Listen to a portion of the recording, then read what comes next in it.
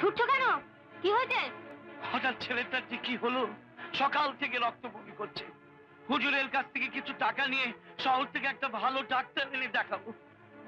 দাঁড়াও, ছেলেকে নিয়ে পরে ডাক্তারখানে যাবে। আমি একটু বাইরে যাব, চটিটা ছিঁড়ে গেছে, একটু শাড়ি এনে দাও তো।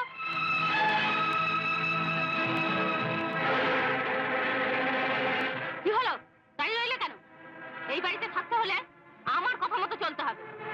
যাও। বাপ বেটি মিলে তো বসে বসে গিলছো। তোমার বাবা তো বসেই আছে, তা বাবাকেই বলো না এই চটিটা সারিয়ে আনতে।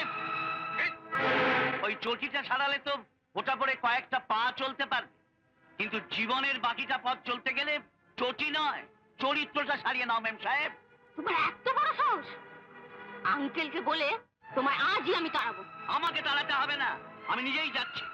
তবে হ্যাঁ, হুজুরকে বলে দিও আমি সেই দিন এই বাড়িতে আসবো যেদিন তোমাদের বাপ বেটিকে হুজুর ঘাট ধরে এই বাড়ি থেকে বাদ করে দেবে।